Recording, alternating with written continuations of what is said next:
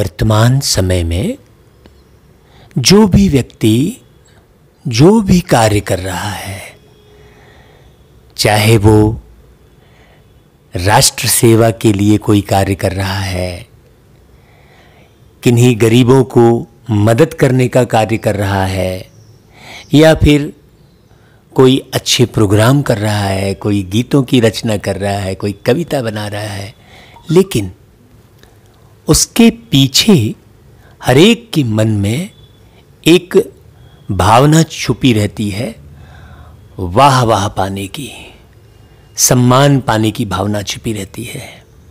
और यदि उसे किसी भी कृति में, मान लो किसी ने मंदिर बनवाया, हाँ, तो बहुत लोग उसकी तारीफ करनी चाहिए, उसको अखबारों में छपना चाहिए, टीवी पर आना चाहिए, है ना भाई, ऐसी वो भावना रखता है। और अगर मान लीजिए कोई कृति किसी ने की और किसी ने तारीफ नहीं की, तो वो रोक देता है निर्माण। तो इसका मतलब क्या हुआ कि जो भी सृजन हम कर रहे हैं वो सृजन के लिए होना चाहिए, निर्माण के लिए होना चाहिए, ना कि हमारे अंदर में वो भावना हो कि वाह, माने लोग अच्छा है कह दें, उसमें निर्माण तो नहीं होगा ना। इसीलिए क्या हो रहा है कि निर्माण की बातें तो बहुत हो रही हैं, बहुत सारी कहानियाँ, बहुत सारे दृष्टांत, बहुत सारे गीतों का निर्माण, बहुत सारे ऐसे करते करते खूब शास्त्र ग्रंथ, कितनी मोटी मोटी जो है किताबों का जो है सृजन हो गया। लेकिन दुनिया बिगड़ती चली गई। क्यों? क्योंकि जिस भाव से सृजन किया वही भाव ट्रांसफर होते हैं एक्चुअल में। लिखने वाले के अंदर में वाह पाने के भाव हैं, सम्मान पाने के भाव हैं, उसके एवज में बहुत सारा धन कमाने के भाव हैं। भाई जैसे फिल्म के निर्माण जो होते थे, वो किस हिसाब से फिल्म बनाई जाती थी कि लोग फिल्म में प्रैक्टिकल में देखेंगे तो प्रैक्टिकल अपने जीवन को बदलेंगे। लेकिन फिर धीरे धीरे भाव बदलते चले गए। अब हर एक कर्म के पीछे व्यापार जुड़ गया है, तो व्यापार बढ़ता चला गया। अब आर्टिस्ट भी खूब सारा धन लेंगे, तो संगीतकार भी बहुत सारा धन लेंगे, तो प्रोड्यूसर भी बहुत सारा धन लेगा। तो वो धन कमाने के चक्कर में मूल्यों का जो है ह्रास होता चला गया। अब मूल्यहीन कलाकृति आने लगी, फिर उसे मॉडर्न कलाकृति कहने लग गए हैं, और इस तरह से विकृति बढ़ती चली गई। देखिए, कोई भी कार्य हम कर रहे हैं तो अगर उसमें सिर्फ मनोरंजन के भाव हैं तो केवल कुछ पल के लिए मनोरंजन होगा, लेकिन मन का निर्माण नहीं होगा। अगर धन कमाने के भाव हैं तो जो भी देखेगा उसके अंदर धन कमाने के भाव ही जगेंगे। फिर वो एक नई पिक्चर बनाएगा, बोले वाह इसने तो इतना धन कमाया इससे, चलो मैं इसमें और मसाला कुछ मिलाता हूँ। हर एक चीज़ में धन कमाने के भाव, हर एक चीज़ में मनोरंजन के भाव यदि आ रहे हैं, फिर आगे जाकर क्या हुआ, वो भाव प्रतिस्पर्धा के भाव में परिवर्तित हो गया। तो क्या हुआ कि शांति के गीत तो बहुत बने, लेकिन शांति की स्थापना नहीं हुई। नफरत की लाठी तोड़ो, लालच का खंजर फेंको, जिद के पीछे मत दौड़ो, तुम प्रेम के पंछी हो देश प्रेमियों, आपस में प्रेम करो देश प्रेमियों। आपने ये गीत सुना होगा। अब इस गीत को बने न जाने कितने वर्ष हो गए। गीत लिखने वाले, गाने वाले इस जहां से रुखसत हो गए, है ना। हम उनकी तस्वीरें लगाने लग गए, तस्वीरों में माला चढ़ाने लग गए, उनकी जयंती मनाने लग गए, उनकी पुण्यतिथि मनाने लग गए और उसमें भी कमाई ढूंढने लग गए, जयंती मनाने में, पुण्यतिथि मनाने में। लेकिन अब आप सोचिए, क्या नफरत की लाठी टूटी? क्या लालच का खंजर फेंका लोगों ने? क्या जिद के पीछे नहीं भाग रहे हैं? क्या प्रेम के पंछी समझ रहे हैं अपने आप को? बिल्कुल नहीं। तो पुण्यतिथि मना लिए, जयंती मना लिए, उसमें भी व्यापार कर लिए। तो जब तक निर्माण के भाव से कोई कार्य नहीं किया जाएगा, तब तक निर्माण नहीं हो सकता। ये बात बहुत गहरे से समझने की जरूरत है। अच्छा है, अच्छा कह दिया। बाबा ने कुछ वर्ष पहले मुरलियों में कहा था कि देखो बच्चे, इतने वर्ष हो गए, अभी तक आपने क्या किया? बताऊं? बोले क्या किया? बाबा ने कहा बस अभी तक इतना पहुंचे हो कि हाँ, अच्छा कर रहे हैं, ये लोग अच्छा कर रहे हैं, अच्छा है, अच्छा है। माने वही बात हो गई, केवल वाह वाह। जैसे कवि सम्मेलन होता है तो एक कविकार जो है खूब ओजस्वी कविता सुनाएगा, देश की समस्या सुनाएगा और फिर सब लोग ताली बजाएंगे, वाह वाह करेंगे, चले जाएंगे। निर्माण तो कुछ हुआ नहीं। वो जो कविता लिख रहे हैं कविकार, उनका भी स्वयं का निर्माण नहीं हुआ। जो लेखक हैं उनका भी निर्माण नहीं हुआ। क्यों? क्योंकि वो वाह पाने के लिए लिख रहे हैं, सम्मान पाने के लिए लिख रहे हैं, धन पाने के लिए लिख रहे हैं। हर एक चीज को धन कमाने के लिए जोड़ दिया गया तो निर्माण नहीं हो पाया, बल्कि और ही विध्वंस होता चला गया। प्रतिस्पर्धा बढ़ती चली गई, मार काट प्रतियोगिता शुरू हो गई। क्या राजनीति में, क्या धर्म में, क्या साहित्य में, हर जगह आप देख लीजिए। क्या फिल्म इंडस्ट्रीज में, क्या संस्कृति में, क्या संगीत में, आप देख लीजिए। है संगीत की कैसेट निकालने वालों को कैसे है हत्या कर दी गई, कलाकारों की हत्या कर दी जा रही है। तो क्या है? कलाकार का अर्थ है कल को बहुत सुंदर सुनियोजित आकार देने वाला। साहित्यकार का अर्थ है सबका हित करने वाला।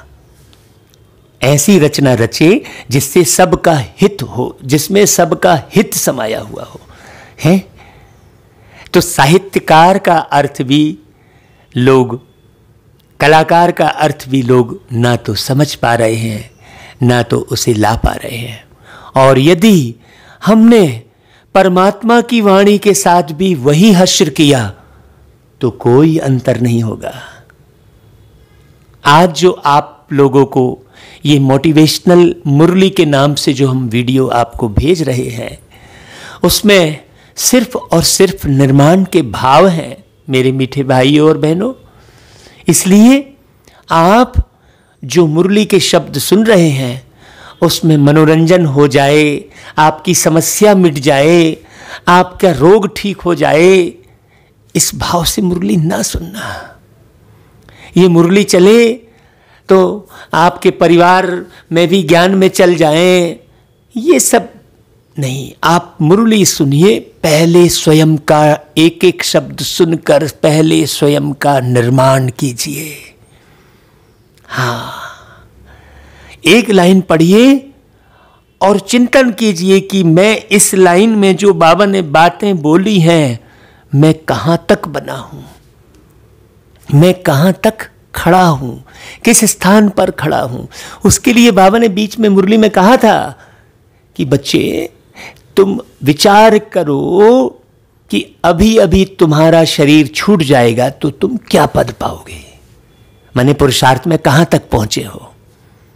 पुरुषार्थ का मतलब यह होता है कि हम इस दुनिया में प्रेम की स्थापना कैसे करें, अपने अंदर प्यार के सागर जैसा प्यार भरकर। अब सोचो, बाबा का परिचय तो हम दे रहे हैं कि बाबा प्यार का सागर है, शांति का सागर है, आनंद का सागर है। तो लोग कैसे पहचाने? वो तो निराकार है। आपने कह तो दिया कि वो प्यार का सागर है, लोग कैसे पहचाने? जब निराकार का प्यार आप निराकार अवस्था में, निर्विकार अवस्था में लोगों को वो प्यार का अनुभव कराएंगे, तब तो लोगों को मालूम पड़ेगा कि हाँ यही है बाबा। केवल ये कह देने से थोड़ी हो जाएगा कि यही है भगवान, यही है भगवान। ये कहने बस से थोड़ी हो जाएगा। यही है का हमने गीत बना दिया तो लोगों को अनुभव हो जाएगा, या भगवान आए हैं का हमने खूब सारे पॉम्पलेट छपवा दिए तो लोगों को अनुभव हो जाएगा। नहीं, अनुभव से ही लोगों को अनुभव होगा, अनुभव से अनुभव होगा। जब आप प्यार के सागर जैसा हर एक के प्रति प्यार लुटाएंगे, एक आत्मा के प्रति भी यदि आपने जरा भी व्यवहार ऊपर नीचे कर दिया तो वो एक आत्मा 1000 आत्मा को जाकर बता देगी, क्योंकि कम से कम एक आत्मा का कनेक्शन कम से कम 1000 लोगों के साथ तो होता ही है। फिर जब वो 1000 को बताएगी तो वो 1000 लोग कितने मल्टीप्लाई हो जाएंगे, सोचिए निर्माण कैसे होगा। इसलिए हम सब बाबा के बच्चों को ये पक्का कर लेना चाहिए कि अब मुझे कैसा योग करना है, मुझे ऐसा योग करना है कि हम आपस में चीरखंड होकर रह रहे हैं और हमसे एक भी भूल नहीं हो रही है। हम किसी की ग्लानि नहीं कर रहे हैं, हम किसी की निंदा नहीं कर रहे हैं, हम किसी को क्रिटिसाइज नहीं कर रहे हैं। जब ऐसे भाव उत्पन्न होंगे तभी मुरली पढ़ना सार्थक होगा, सुनना सार्थक होगा। नहीं तो आप 5 बार मुरली पढ़ने बोले और आपने 5 बार सुन ली, उससे कोई फर्क थोड़ी पड़ता है। वो तो 108 की माला जपने जैसा हो गया। आप भले एक बार मुरली सुनिए, लेकिन उस एक बार में कम से कम एक तो निर्माण हो। अभी देखिए मूल्यों का कितना ह्रास हो रहा है। बाबा ने जो विनाश की बात कही है वो विकारों के नाश की बात कही है। हाँ, बात बहुत बारीक समझना। जब तक विषय विकारों का नाश नहीं होगा तब तक विनाश नहीं होगा, किसी भी किस्म का विनाश नहीं होगा। हाँ, डेमो दिखाते चले जाएंगे आपको, लेकिन नहीं होगा। पहले सतयुग का निर्माण होगा, उसके बाद विनाश होगा। इसलिए बाबा ने मुरली में कहा है कि बच्चे तुम विनाश मत करो, तुम निर्माण की बात करो। और बाबा ने कहा है तुम पहले विनाश की बात मत करो, पहले निर्माण की बात करो। हमारी मीठी दादी प्रकाश मणि जी ने कहा निमित्त निर्मल निर्माण, है ना भाई। हम अपने आप को निमित्त समझकर निर्मल होकर निर्माण करें, बस निर्मल। ये भी निर्मलता नहीं कहलाई कि मैंने आपको गीत सुनाया तो आपने कमेंट में बहुत अच्छा गीत सुनाया, मैं ये चाहत रखूं। तो मैं कौन सा निर्माण कर रहा हूं? मैं आपके कमेंट का निर्माण कर रहा हूं। मैं आपके कमेंट का इंतजार कर रहा हूं कि किसी ने ये बोला ही नहीं कि अरे वाह आपने तो बहुत अच्छा गीत गाया, ऐसा कमेंट नहीं किया। मैं इस भाव से गीत गा रहा हूं, तो वो कभी निर्माण नहीं होगा, वो कमेंट तक ही सीमित रह जाएगा, है ना, है वो कमिटमेंट में कन्वर्ट नहीं होगा। बाबा ने कहा बच्चे तुम्हें कमिटमेंट करना है और परमानेंट करना है? किसी भी चीज को परमानेंट करना है। वो परमानेंट जब तक नहीं करेंगे तो बस पोथी पढ़ पढ़ जगमुआ वाली बात हो जाएगी। तो मुरली पढ़ पढ़ जगमुआ हो जाएगा बस। मुरली को भी वही आधार पर हम लेते रहेंगे। तो आज की मुरली में जो बाबा ने कहा है, मेरे मीठे भाइयों बहनों, आप उसे पूरा पूरा इत्मीनान से सुनिए और एक एक शब्द को गौर करके सुनिए। बाबा जो निमित्त बनाए, जो समझा दे रहे हैं वो तो समझा ही दे रहे हैं, उसमें और भी अर्थ निकल सकते हैं, आप भी उसका निकालिए भाई, है ना। हम सब मिलकर एक बेहतर दुनिया का, खुशनुमा दुनिया का निर्माण जल्दी करें।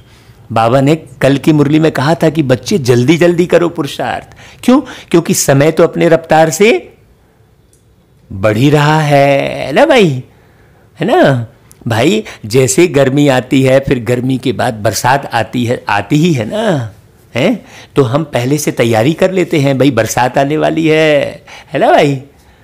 जिसका घर मकान जो है कुछ गड़बड़ होगा तो उसको पहले रिपेयरिंग करा लेते हैं, भाई बरसात आने वाली है। बहुत समय पहले से, है ना। तो ऐसा ही बाबा जो समय के इशारे दे रहे हैं उसे हमें बहुत बारीकी से समझना है। तो 27 मई 2021 की वाणी में मेरे मीठे मीठे प्यारे बाप दादा ने कहा, मीठे बच्चे, अभी विनाश का समय बहुत समीप है ना भाई। इसलिए एक बाप से सच्ची प्रीत रखो। तो सच्ची प्रीत रखो किसे कहेंगे? बाबा आई लव यू बाबा। ये थोड़ी सच्ची प्रीत, कहना थोड़ी है। प्रीत कहते हैं कि प्रीत से निर्माण होता है ना। प्रेम जो है पीछे मुड़कर भी नहीं देखता है, प्रेम कोई अपेक्षा नहीं रखता है, समानता ही प्रीत है। हाँ, जैसे प्यारे बाबा हैं वैसा ही हम एक्यूरेट एक एक बिंदु को, बिंदु बाबा मतलब एक एक बिंदु पर ध्यान देकर हम वैसा स्वयं का निर्माण करें, यही प्रीत रखना कहलाएगा। तो बाबा ने कहा एक बाप से सच्ची प्रीत रखो, किसी देहधारी से नहीं। देहधारी से नहीं कहने का अभिप्राय क्या है? कि देह भान में रहने वाले व्यक्तियों से आप प्रीत मत रखो। बाकी तो देहधारी सब है भाई, जो देह के भान में है।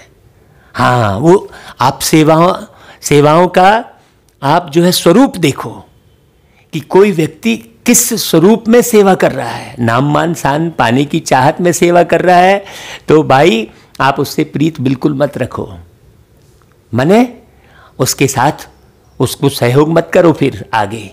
क्यों? क्योंकि वो नाम मान शान का ही निर्माण करेगा, है वो विकृति ही लाएगा। वही स्टार्टिंग जो हमने बात कही थी, बाबा की बातों में बहुत गहराई रहती है।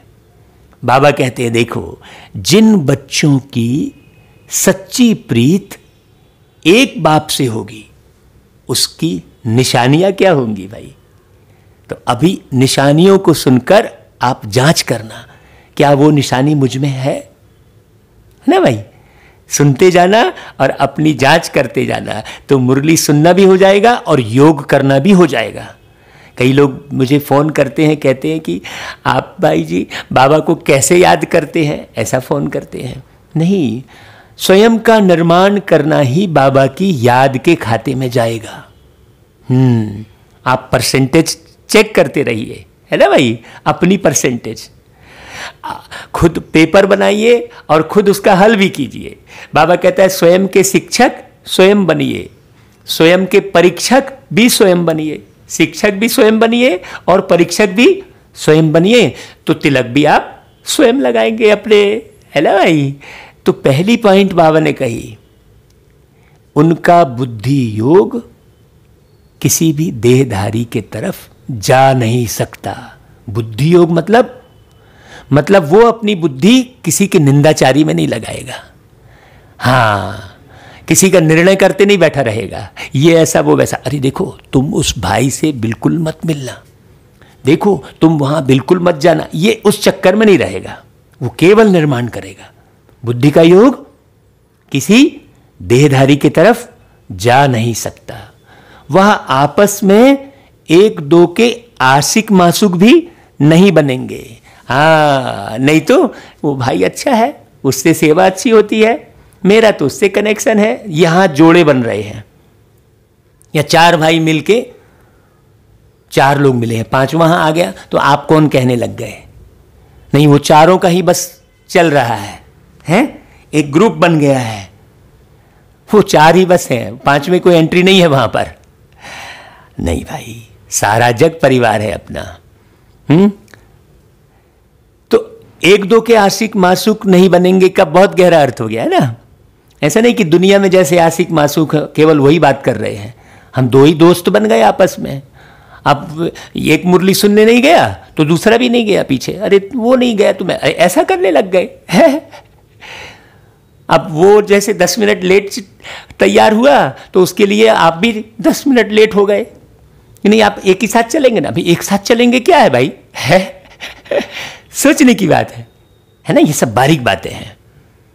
दूसरी पॉइंट, जिनकी सच्ची प्रीत है वह सदा विजयी बनते हैं। कहीं मूंझते नहीं है वो, कहीं उलझते नहीं है वो, कहीं रोते नहीं है वो, कहीं डूबते नहीं है वो। विजयी बनने का मतलब ये हुआ।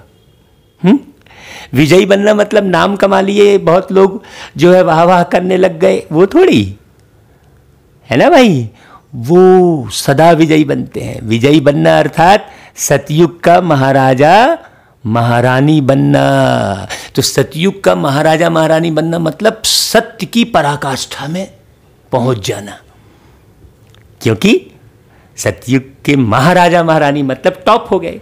तो सत्य की पराकाष्ठा में जीवन बिताना। महाराजा मतलब राजयोग सीखकर हम अपनी अवस्था महान अवस्था बना लिए। माने हमारी महानता का गायन हो रहा है वो नहीं, हम महानता की अवस्था में हैं। बाबा कहते हैं तीसरी पॉइंट, प्रीत बुद्धि सदा बाप के साथ सच्चे रहते हैं। अभी बात बारीक समझना, बाप के साथ सच्चे रहते हैं, कुछ भी छिपा नहीं सकते। तो बाप के साथ सच्चे रहते हैं का मतलब क्या हुआ कि आप सारी दुनिया से छिपा रहे हो और चुपचाप बाबा के कमरे में जाके बाबा को आप बता रहे हो। और आप क्या सोच रहे हैं, हमने बाबा को बता दिया? नहीं, बाप के साथ सच्चे रहते हैं मतलब जो निमित्त टीचर है, जिसे आप शिक्षा ले रहे हो, जिसे आप अपने से बड़ा समझ रहे हो, उसे आप सारा बता दो। कुछ भी छिपाओ नहीं, वो है बाप से बताना। नहीं तो कई लोग क्या बोलेंगे, बाप से कैसे बताएं, बाप तो परम धाम में है। हाँ, मैंने मानसिक संकल्प से क्या किया, मैं योग किया तो उस समय मैंने अपनी सारी गलतियां बाबा को बता दी। नहीं, आपको निमित्त जो है ना है सामने, अगर निमित्त कोई नहीं है तो आपसे बात कर रहे हैं, माने बाप से बात कर रहे हैं। आप जिससे भी व्यवहार करें तो उससे कुछ छिपाए नहीं, है ना भाई, सीधी सी बात है। हर एक के साथ आप सच्चे होकर चले। क्यों? क्योंकि बाप कहीं ना कहीं सुन रहा है आपकी बात। हाँ, ऐसा नहीं फोटो के सामने हमने बोल दिया, जैसे वो मंदिर के सामने में अपनी गलतियां स्वीकार करके गीत गा रहे थे, मैं मुँह रखल कामी कृपा करो भरता। वैसा ही जो है आप बस स्वरूप बदल गया कि चिट्ठी लिख दी है हमने और वहाँ डाल दिया। ऐसा नहीं है। जो हम जिसके साथ जीवन बिता रहे हैं उसके साथ सच्चे होकर चलना है गहरी बात। पांचवी पॉइंट, दधीची ऋषि की तरह सर्विस में हड्डियां देंगे। हाँ, है ना भाई, दधीची ऋषि मिशल मतलब बिल्कुल देह भान से मुक्त रहेंगे। किसी भी सेवा का उनको भान नहीं होगा। वही हमने शुरू में ही कह दिया कि सेवा के बदले अगर कुछ चाह बची है तो वो दधीची ऋषि मिसल हड्डियों का, है ना, हड्डी सेवा जिसको कहते हैं। मतलब जरा भी देह का भान नहीं का मतलब क्या है, मैं आत्मा हूं, मैं आत्मा हूं, ऐसा थोड़ा। देह का भान नहीं मतलब किसी भी प्रकार की चाह नहीं, वहां पाने की चाह नहीं। छठवीं पॉइंट, उनकी बुद्धि दुनियावी बातों में भटक नहीं सकती। हाँ, अरे बाहर क्या हो रहा है, चलो भाई ऐसा करो वैसा नहीं, वो बिल्कुल न्यारा रहेगा। बाबा ने सारी सावधानी पहले से दे दी है। बच्चे, ये कांटों का जंगल है, पहले से दे दिया। बाबा ने कहा बच्चे ऐसी ऐसी बीमारी आएगी जिसका कोई इलाज नहीं मिलेगा, ये बाबा ने सब पहले से बता दिया है। तो अभी कोई भी नई बात नहीं हो रही है जो हम हाहाकार मचाएं। नहीं, दुनियावी बातों में बुद्धि भटक ही नहीं सकती। हाँ, हम जो है अभी हम कहने लगे अरे अभी तो विपरीत परिस्थिति आ गई है। नहीं, हमारे लिए कभी विपरीत परिस्थिति है ही नहीं। हमारे साथ तो बाबा है, हम संगम युग में है कि नहीं। तो हमको कोई भी परिस्थिति विपरीत परिस्थिति ना दिखाई दे, कहीं भी हमें संघर्ष ना दिखाई दे। तो दुनियावी बातों में भटकने का बहुत गहरा अर्थ है। बाकी तो फिर पिक्चर देख रहे हैं, ये कर रहे हैं, उस नेता की निंदाचारी कर रहे हैं, वो तो और गया बीता हो गया है, वो तो है ना भाई। तो आप गीत भी गाते हो कि न वह हमसे जुदा होंगे, न उल्फत दिल से निकलेगी। ओम शांति। यह ब्रह्मा मुख वंशावली ब्राह्मण कुलभूषण प्रतिज्ञा करते हैं, क्योंकि उनकी प्रीत एक बाप से जुटी हुई है। प्रतिज्ञा करते हैं यहाँ पर, ऐसे थोड़ी कि बस भाई भक्ति वाला गीत गा दिए। भाई जैसे मीराबाई ने है, मीराबाई जी ने कोई प्रतिज्ञा थोड़ी की थी, तो मेरे तो गिरधर गोपाल दूसरों ना कोई गीत गाते थे, बस कोई प्रतिज्ञा थोड़ी की थी, कोई लक्ष्य थोड़ी रखा था कि मुझे भगवान के साथ जुड़कर ये करना है। बाबा ने तो यहां लक्ष्य दिया है ना। हाँ, तुम जानते हो यह विनाश का समय है। अब ये पक्का हो रहा है ना भाई। अब विनाश का समय मतलब घबराने का समय थोड़ी है, विनाश का समय मतलब निर्माण करने का समय है। सीधी सी बात है, जल्दी जल्दी, है ना भाई। बाप बच्चों को समझाते हैं कि विनाश तो होना ही है। अब मुझे क्या लग रहा है, हर विनाश शब्द में मुझे निर्माण सुनाई दे रहा है। बाबा विनाश कह रहे हैं और मुझे क्या सुनाई दे रहा है, निर्माण सुनाई दे रहा है। क्यों? क्योंकि जल्दी जल्दी मुझे निर्माण करना है, क्योंकि विनाश होने वाला है कि नहीं भाई। हाँ, विनाश काले जिनकी प्रीत बाप के साथ होगी वही विजय पाएंगे, अर्थात सतयुग के मालिक बनेंगे। शिव बाबा ने समझाया है, विश्व का मालिक तो राजा भी बनते हैं तो प्रजा भी बनती है ना भाई। परंतु पोजीशन में बहुत फर्क है। जितना बाप से प्रीत रखेंगे, याद में रहेंगे, उतना ऊंच पद पाएंगे। बाबा ने समझाया है, बाबा की याद से ही तुम्हारे विकर्मों का बोझा भस्म होगा। नहीं तो क्या होगा, आपका नया विकर्म बनता चला जाएगा और बोझा बढ़ता चला जाएगा। भस्म होना तो दूर भाई, आप बाबा की याद मतलब बाबा के डायरेक्शन प्रमाण अपने जीवन का निर्माण करना, वैसे ही चलना, उसे बाबा की याद कहेंगे। बैठ के बाबा की याद करो का मतलब हुआ कि आप अच्छे से बैठ के समझो अपने आप को।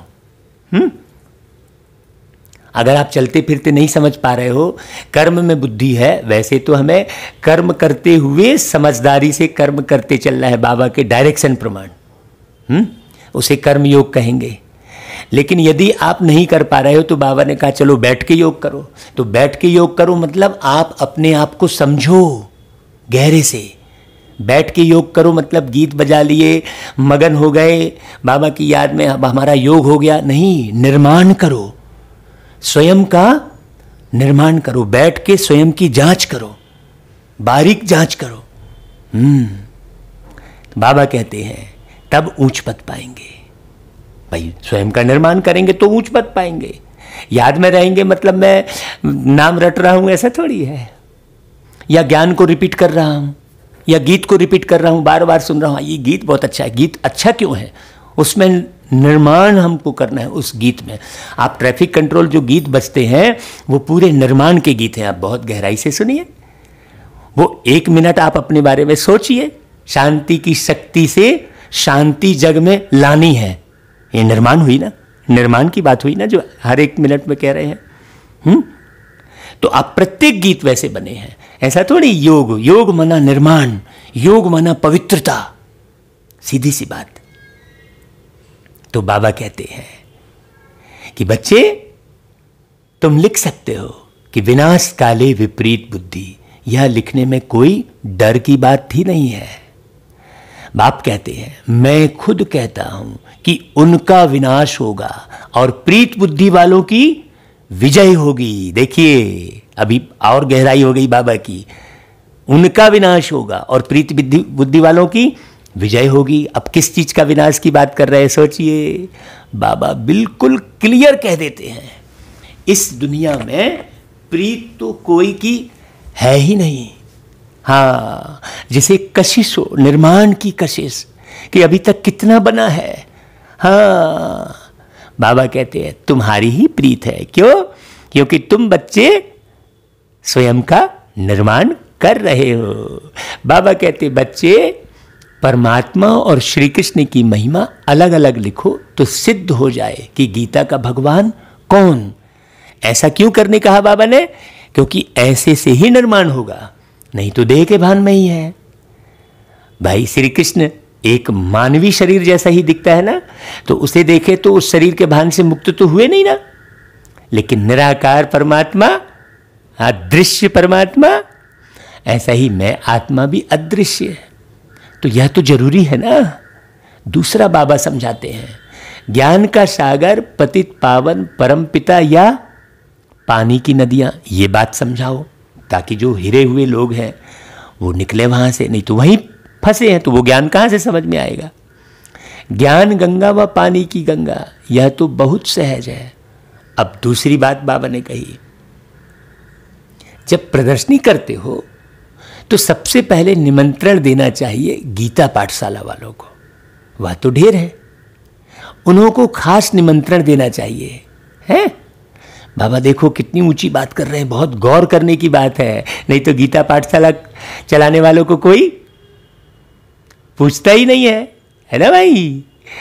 जो श्रीमद् भगवत गीता का अभ्यास करते हैं, आहा कितनी गहरी बात, उनको पहले निमंत्रण देना चाहिए, क्योंकि वही भूले हुए हैं और सभी को भुलाते रहते हैं, है ना भाई।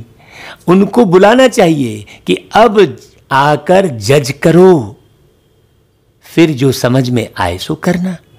ऐसा उन्हें प्यार से बुलाना चाहिए। बाबा सेवा की युक्ति बता रहे हैं तो मनुष्य भी समझें, यह गीता वालों को बुलाते हैं, शायद इन्हों का गीता पर ही प्रचार है।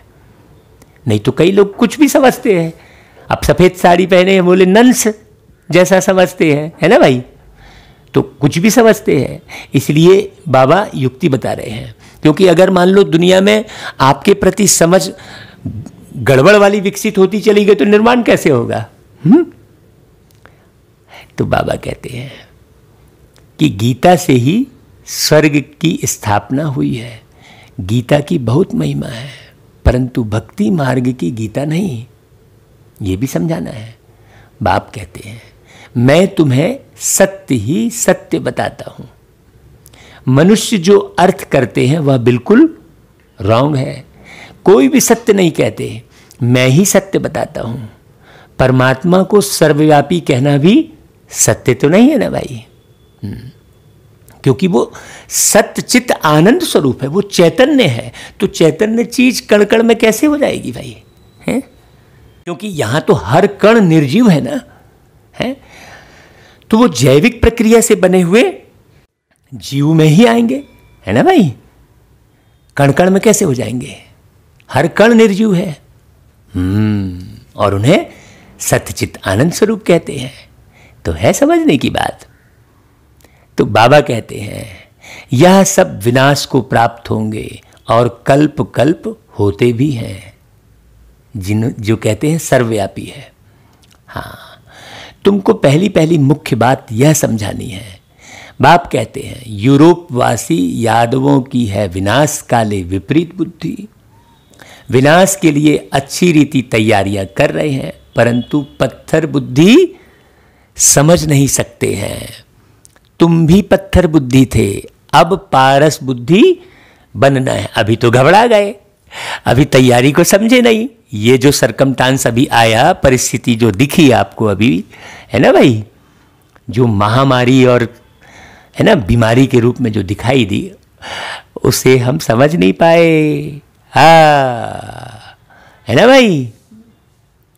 यह भी वंडर है। बाप को कहा ही जाता है नॉलेजफुल मर्सीफुल। बाकी जो अपना ही कल्याण करने नहीं जानते, वह दूसरों का कल्याण कैसे करेंगे भाई? सोचने की बात है। जो खुद ही भयभीत हो गए, वो दूसरों का भय कैसे मिटाएंगे? जो खुद ही अशांत हैं, वो दूसरों को शांति कैसे देंगे? हैं? जो खुद ही वाह पाने की चाहत में किसी भी प्रकार की रचना कर रहे हैं, तो उनसे निर्माण कैसे होगा? उनसे निर्माण तो बस वाह वाह का ही होगा, तालियों का निर्माण होगा। है कि नहीं भाई? बात बारीक है। तो बाबा कहते हैं जो नॉलेज ही धारण नहीं करते तो पद भी ऐसा पाते हैं, जो सर्विस एबल हैं वही ऊंच पद पाएंगे, उनको ही बाप प्यार भी करते हैं, नंबरवार पुरुषार्थ अनुसार होते ही हैं। कई तो यह भी समझते नहीं कि हमारी बाप से प्रीत नहीं है तो पद भी नहीं मिलेगा, चाहे सगे बने व सौतेले बने, दोनों बातें कह दी बाबा ने, देखो है ना भाई। हाँ, माने ऐसा नहीं है कि भाई हम जो है समर्पित हो गए तो हम सगे कहला गए, नहीं, वैसा पुरुषार्थ चाहिए। समर्पण तो घर बैठे का है भाई, ये जो जिस घर में मैं रह रहा हूँ वो तो बाबा का है। हाँ, ये घर बनवाया बाबा ने जिस घर में रह रहा हूँ। तो हमारी दीदी आई, उन्होंने कहा कि अरे, हाँ वो मुझे राजू कहा करती थी, उन्होंने कहा राजू तुमने घर बनवा लिया, खुद का घर बनवा लिया और तुमने हमको बुलाया नहीं। तो हमने कहा कि भाई खुद का घर बनवाया होता तो बुलाता, ये तो खुदा का घर बना है और तुम्हारा खुदा से संबंध अच्छे से होता तो तुम खुद ही चले आते। हमने उनसे ऐसा कहा। बोले अरे वाह, बोले आप देखो आपका खुदा से संबंध है क्या, ऐसा करके हमने उन्हें जवाब दिया। तो समर्पण का मतलब क्या हुआ कि जो भी तुम्हारे पास अभी आप उपयोग कर रहे हो, चाहे आप जो है बाबा के घर में बैठ के कर रहे हो सेंटर पर, चाहे अपने घर में कर रहे हो, दोनों बाबा का है। हाँ, क्योंकि बाबा तो विश्व का है ना, पूरा सबका मालिक एक कहते हैं। तो बाप को कहा ही जाता है नॉलेजफुल, है ना भाई। तो बाबा कहते हैं जो सर्विसेबल है वही उच्च पद पाएंगे, उनको ही बाप प्यार भी करते हैं। देखो स्पष्ट कह दे रहे बाबा, है ना भाई। प्रभु आपके यूं तो हम सारे पलकों में पलते बच्चे हैं, पर आपको वो बेहद प्यारे जो दिल के सच्चे सच्चे हैं, जो दिल के सच्चे सच्चे हैं। ये गीत आपने सुना होगा। तो बाबा को प्यार किससे है? जो पूरा पूरा दिल से सच्चा है। हाँ, जिसके दिल में एक के प्रति भी जरा सी भी नहीं है, ग्लानी नहीं है, और जो कंट्रावर्सी बनाया हुआ है वो कहाँ से प्यार पाएगा बाबा से, तो अपना पद भी गंवाएगा भाई। तो बाबा कहते हैं देखो नंबरवार पुरुषार्थ अनुसार होते ही है। और कई तो यह भी समझते नहीं कि हमारी बाप से प्रीत नहीं है तो पद भी नहीं मिलेगा, यह भी नहीं समझते है। चाहे सगे बने व सौतेले बने, विनाश काले प्रीत बुद्धि नहीं होगी। बाप को फॉलो नहीं करेंगे, अरे यार,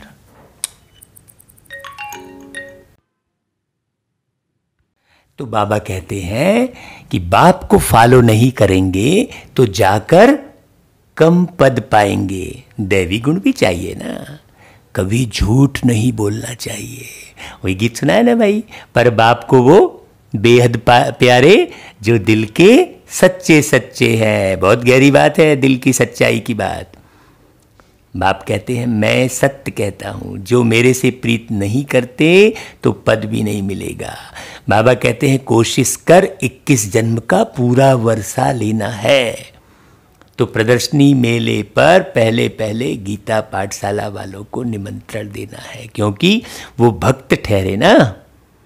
गीता पाठी जरूर कृष्ण को याद करते होंगे, परंतु समझते कुछ नहीं है। कृष्ण ने मुरली बजाई, राधे फिर कहाँ गई भाई? सरस्वती को बेंजो दे दिया है, मुरली फिर कृष्ण को दे दी है। मनुष्य कहते हैं हमको अल्लाह ने पैदा किया, परंतु अल्लाह को जानते नहीं। भारत की ही बात है, भारत में ही देवताओं का राज्य था, उन्हों के चित्र मंदिरों में पूजे जाते हैं। बाबा उस स्वरूप की याद दिला रहे हैं, है ना, कि जल्दी जल्दी हमें वो स्वरूप बनना है, यहीं बनना है, इसी संगम युग में बनना है। बाकी किंग्स आदि के स्टैच्यू तो बाहर लगा देते हैं, जिस पर पंछी आदि किचड़ा डालते रहते हैं। भाई देवी देवताओं के तो ऐसे नहीं है ना भाई। लक्ष्मी नारायण राधे कृष्ण आदि को कितना फर्स्ट क्लास जगह पर बिठाते हैं, उन्हों को महाराजा महारानी कहते हैं। किंग अंग्रेजी अक्षर है, कितना लाखों रुपया खर्च कर मंदिर बनाते हैं, तो सोचो कितना अच्छा पुरुषार्थ किया होगा उन्होंने। जो इतना अच्छा मंदिर बनाया। अभी तो नेताओं की मूर्ति जो है धूल खाती पड़ी रहती है चौराहे पर। क्यों? क्योंकि वह महाराजा पवित्र थे। यथा राजा रानी तथा प्रजा सब पूज्य हैं। पवित्रता मतलब एक आत्मा के प्रति भी ईर्ष्या, द्वेष, ग्लानि ना हो, नफरत ना हो। तुम ही पूज्य फिर पुजारी बनते हो। तो पहली बात है कौन सी? कि बाप को यथार्थ रीति याद करो। बाप को याद करने का अभ्यास करने से फिर धारणा होगी। एक के साथ प्रीत नहीं है तो फिर और के साथ लग जाती है बार बार। फिर उन्हों की याद आके फिर जो है पूरा टाइम वेस्ट होता है कि नहीं भाई? ऐसी ऐसी बच्चियां हैं जो एक दो को इतना प्यार करती हैं जो शिव बाबा को भी इतना नहीं करती। देखो बाबा कह रहे हैं, शिव बाबा कहते हैं तुमको बुद्धि योग मेरे साथ लगाना है या एक दो में आशिक माशुक बन जाना है। फिर मेरे को बिल्कुल ही भूल जाते हैं। तुमको तो बुद्धि योग मेरे साथ जोड़ना है, इसमें मेहनत लगती है, बुद्धि टूटती ही नहीं है। शिव बाबा के बदले दिन रात एक दो को ही याद करते रहते हैं। बाबा नाम सुनाए तो ट्रेटर बन जाएंगे फिर। हाँ, फिर गाली देने में भी देरी नहीं करते हैं। अगर मान लो कोई किसी के बारे में बोले तो कहेंगे अच्छा, अरे अपने आप को ही बस सब समझ रहे हो, हम नहीं है का, ऐसा बोलेंगे फिर। ब्रह्मा से नहीं पढ़े तो शिव बाबा से पढ़ ना सके। ब्रह्मा बगैर तो शिव बाबा भी सुन न सके। इसलिए कहते हैं साकार से जाकर पूछो। कई अच्छे अच्छे बच्चे हैं जो साकार को मानते ही नहीं। वही बात हमने कही ना भाई, कि ऐसे नहीं कि आप फोटो के सामने ले जाकर बाबा को बोल दो कि हाँ ठीक है हमने बता दिया बाबा को। ऐसा थोड़ी है, साकार में बताना पड़े ना, जो निमित्त है। पहले ही बाबा ने कहलवा दिया, देखो मुरली तो आगे चल ही रही है।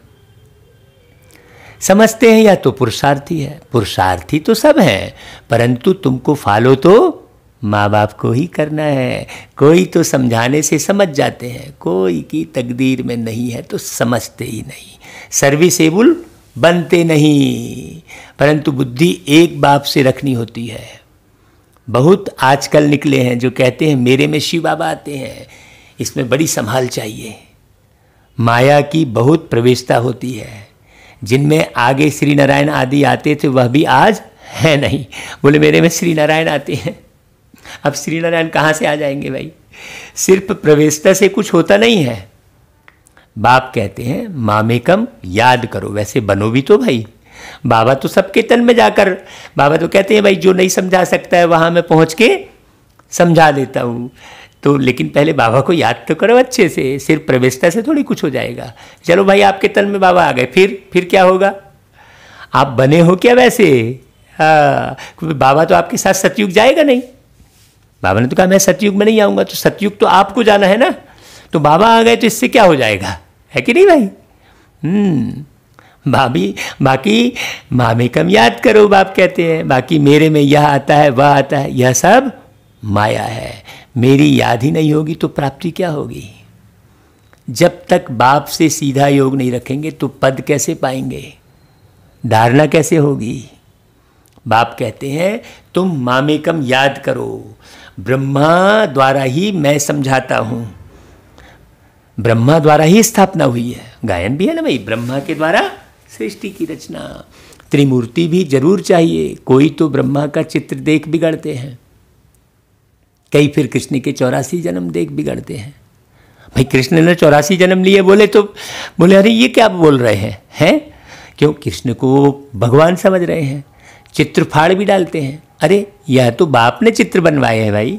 तो बाप बच्चों को समझाते हैं भूलो मत, सिर्फ बाप को याद करते रहो। बांधेलियों को भी रणियाँ नहीं मारनी है। हाँ, इधर उधर बुद्धि नहीं लगानी है। घर में बैठे बाप को याद करती रहो। स्पष्ट बोल दिया बाबा ने, देखो हैं, यहाँ चले जाएं वहाँ चले जाएं, इधर से स्थान बदल जाता तो ठीक रहता। ये सब रणियाँ नहीं मारनी है बाबा ने कहा। बांधेलियों को तो और ही ऊंच पद मिल सकता है। हाँ, तुम बच्चों को ज्ञान देने वाला है ही एक ज्ञान सागर। हाँ, बांधेली किसे कहा बाबा ने? जिसे घर परिवार की मदद नहीं मिल रही है। बांधेली मतलब केवल लेडीज के लिए नहीं, केवल नारी के लिए नहीं कहा, पुरुष भी है। हाँ, जिसे घर परिवार की मदद नहीं मिल रही है और उसकी बुद्धि बाबा में बहुत लगी हुई है, खूब गहरा पुरुषार्थ कर रही है, वो बांधेली कहलाएगी। तो बांधेलियों को तो और ही उच्च पद मिल सकता है ना भाई। स्पिरिचुअल नॉलेज एक बाप के सिवाय और कोई में है नहीं। ज्ञान का सागर एक परमपिता परमात्मा ही है, उसको ही लिबरेटर कहा जाता है। इसमें डरने की क्या बात है भाई, आप भलक से सुनाओ। हाँ, लेकिन हमें ही अच्छे से नहीं है तो डरते रहते हैं कि भाई ऐसे करेंगे तो फिर क्या कहेंगे लोग। हाँ, बाबा कहते हैं बाप बच्चों को समझाते हैं, बच्चों को फिर औरों को समझाना है। बाप कहते हैं मुझे याद करो तो सदगति को पाएंगे, जितना ज़्यादा सेवा करेंगे आप उतने बाबा के दिल तक नसीब बनेंगे। क्यों? क्योंकि बाप की सेवा है, बाबा आया हुआ है बेहतर दुनिया बनाने, है ना भाई। तो सतयुग में है राम राज्य, कलयुग में नहीं है। सतयुग में तो एक ही राज्य है। यह सब बातें तुम्हारे में भी नंबरवार हैं।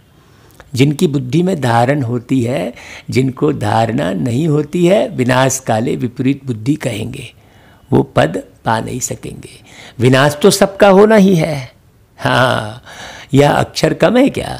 शिव बाबा कहते हैं विनाश काले प्रीत बुद्धि बनो, यह तुम्हारा अंतिम जन्म है। इसमें अगर तुम प्रीत नहीं रखते हो तो पद भी नहीं मिलेगा। सच्चे दिल पर साहेब राजी होता है। ददीची ऋषि मिसल सेवा में हड्डियां देनी है। कभी कोई पर ग्रहचारी बैठती है तो नशा ही उड़ जाता है। फिर अनेक प्रकार के तूफान आते रहते हैं। मुख से कहते हैं इससे तो लौकिक बाप के पास चले जाएं, हैं? यहाँ तो कोई मज़ा नहीं है। अब भाई कोई, वही हमने कहा ना कि जो मनोरंजन के आधार पर चलेगा वो नहीं चल पाएगा। वहाँ तो नाटक बाइस्कोप आदि खूब है। जो इन बातों पर हिरे हुए हैं वह यहाँ ठहर ना सके, बड़ा मुश्किल है। क्योंकि यहाँ तो निर्माण की बात है ना भाई। कोई मनोरंजन करने थोड़ी बाबा आए हैं, कोई गीत संगीत सुनाने थोड़ी आए हैं बाबा। हाँ, पुरुषार्थ से ऊंच पद भी पा सकते हैं। खुशी में रहना चाहिए। बाबा खुद कहते हैं सुबह को उठकर नहीं बैठता हूँ तो मज़ा ही नहीं आता है।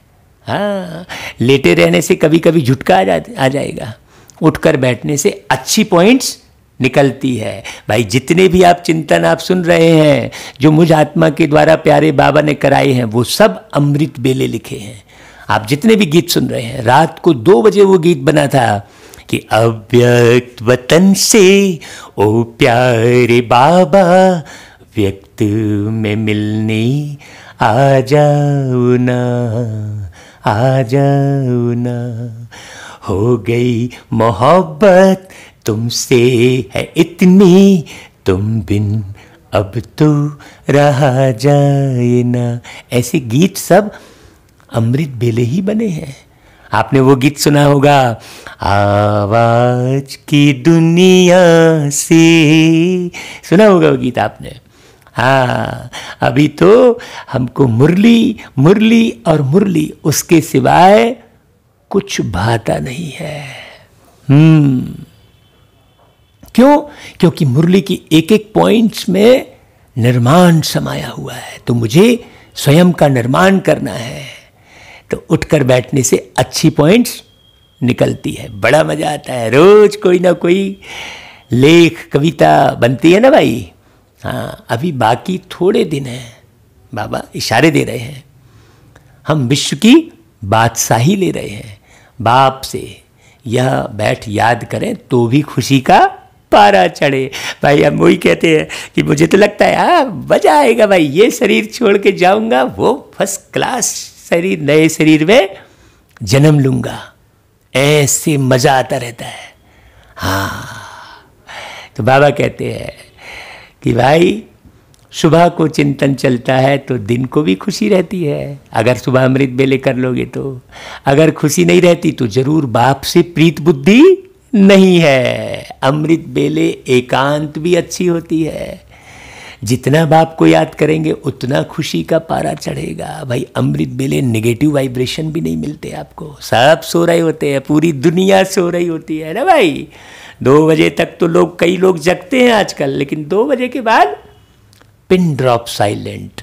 आप उठ के देखो, हम तो देखे हैं भाई। चलो 2 बजे नहीं उठ सकते, बाबा कहते हैं 3 बजे उठो, चलो 3:30 बजे उठो भाई, उसके बाद तो मत सो, ऐसा कहते हैं बाबा। तो बाबा कहते हैं बाप से वर्षा लेना है तो मनसा वाचा कर्मणा सर्विस करनी है, मतलब तीनों को पवित्र बनाना है। मनसा वाचा कर्मणा, मन भी पवित्र, वाणी भी पवित्र, कर्म भी पवित्र, बिल्कुल भी झूठ ना हो। इस सर्विस में ही यह अंतिम जन्म व्यतीत करना है। बाबा आया हुआ है भाई, अब हम और कहाँ सर्विस में लगेंगे, है ना भाई। अगर और दुनियावी बातों में लग गए तो फिर यह सर्विस कब करेंगे। बाबा बोल रहे हैं कल कल करते मर जाएंगे। बाबा कह रहे हैं देखो, बाप आए ही है स्वर्ग में ले जाने के लिए। यहाँ तो लड़ाई में कितने मरते हैं, कितनों को दुख होता होगा, वहाँ तो लड़ाई आदि होगी ही नहीं भाई। कितनी खूबसूरत दुनिया, यह सब पिछाड़ी के हैं, सब खत्म होने हैं। निधन के ऐसे मरेंगे, धनी के जो होंगे वह राज्य भाग्य पाएंगे। अभी वो समय के राज करके बहुत सुंदर पिक्चर बनी है, तो आप उसे ज़रूर सब जगह ट्रांसफ़र करो। बहुत सुंदर पिक्चर बनी है, बहुत बढ़िया तरीके से उसमें समझाया गया है। तो सब लोग वो समय के राज वाली पिक्चर को सब जगह ट्रांसफ़र करें, सब बिल्कुल प्रत्येक व्यक्ति को, क्योंकि हम ऐसी दुनिया बना रहे हैं। तो उस पिक्चर को देखकर बहुत खुशी होनी चाहिए, है ना भाई। प्रदर्शनी में भी समझाना है कि हम अपनी कमाई से, अपने ही तन मन धन से अपना राज्य स्थापन कर रहे हैं। हम भीख नहीं मांगते हैं, ज़रूरत ही नहीं है भाई। क्या ज़रूरत है हमें, खाना टुक्कड़ रोटी है।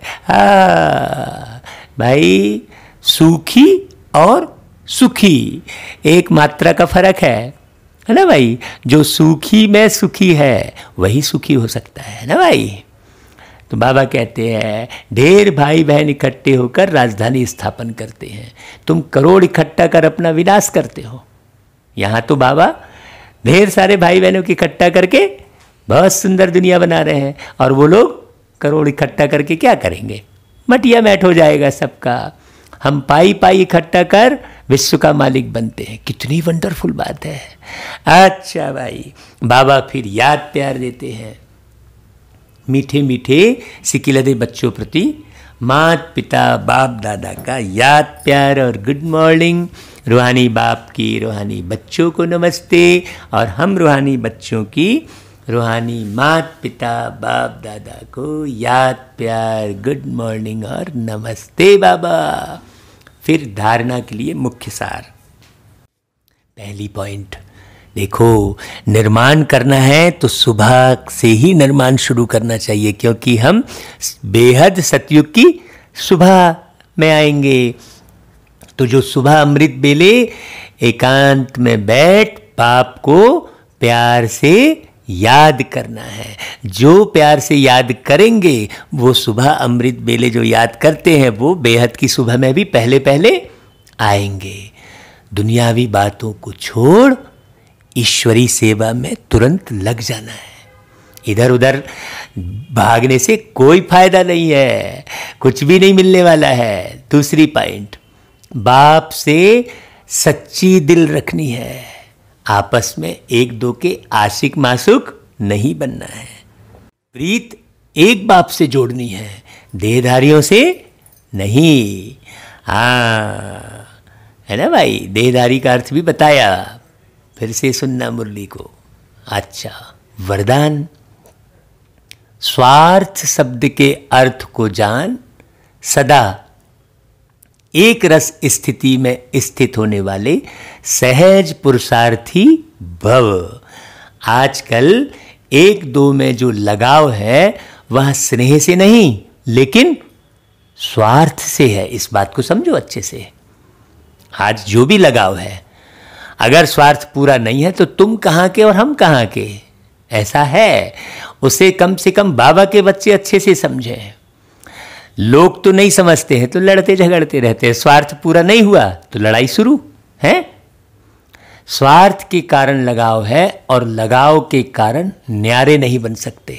इसलिए स्वार्थ शब्द के अर्थ में स्थित हो जाओ, अर्थात पहले स्व के रथ को स्वाहा करो। देखो कितनी सुंदर बात, स्वारथ माने स्वयं के रथ को स्वाहा करो, माने देह के भान को भूलो। यह स्वार्थ गया तो न्यारे बन ही जाएंगे, है ना भाई। इस एक शब्द के अर्थ को जानने से सदा एक के और एक रस बन जाएंगे, यही सहज पुरुषार्थ है। हाँ, तो स्व के रथ को स्वाहा करेंगे तो इस रथ से जुड़े हुए लोग याद नहीं आएंगे। अभी जितने भी रिश्ते नाते हैं आपके, वो सब इस रथ से ही जुड़े हुए हैं ना, हैं? तो इस रथ को स्वाहा कर दो। हाँ, तो स्वाहा करने से स्वयं की आह भी मिट जाएगी, है ना भाई। हाँ, फिर स्लोगन, फरिश्ता रूप में रहने से कोई भी विघ्न अपना प्रभाव डाल नहीं सकता। देखो ऊपर वरदान में क्या कहा कि इस रथ को स्वाहा करना, और नीचे स्लोगन में कितनी अच्छी बात बोली, फरिश्ता रूप में रहने से। मतलब भाई मेरा किसी भी देहधारियों से रिश्ता ही नहीं है भाई। जो बाप को नहीं जान रहा है उससे किसी भी किस्म का कनेक्शन रखना कोई काम का नहीं है ना भाई। अच्छा भाई, ओम शांति, ओम शांति, ओम शांति। हमारी दादी 3 बार ओम शांति कहती थी, हमारी मीठी मीठी जानकी दादी, हमारी मीठी मीठी दादी प्रकाश मणि, हमारी मीठी दादी हृदय मोहिनी। भाई हमको तो दादियाँ भी याद आती हैं, क्यों? क्योंकि दादी के साथ पूरे जीवन भर हमने बाबा को देखा है। ब्रह्मा बाबा भी याद आते हैं, क्योंकि ब्रह्मा बाबा के तो पूरे अंग संग प्यारे शिव बाबा बिल्कुल रहे हैं। और हमारा ये बहुत मीठा सा प्यारा सा परिवार है, ब्रह्मा बाबा, दादियाँ, मम्मा, है ना भाई, महारथी भाई, और बड़ी बड़ी वरिष्ठ हमारी मीठी मीठी बहनें, दीदियाँ। कितना मीठा मेरा ब्राह्मण परिवार। ये ब्राह्मण परिवार की स्मृति भी बाबा की स्मृति कहलाएगी। क्यों? क्योंकि ये जो परिवार बनाया, ये प्यारे शिव बाबा ने परम धाम से नीचे उतरकर बहुत मीठा परिवार बनाया। तो परिवार से भी यदि आप बहुत प्यार करते हैं, निस्वार्थ स्नेह करते हैं, मरते मिटते हैं, तो भी बाबा के दिल पर चढ़ते हैं, क्योंकि ये परिवार बनाया ही बाबा ने है। अच्छा भाई, ओम शांति।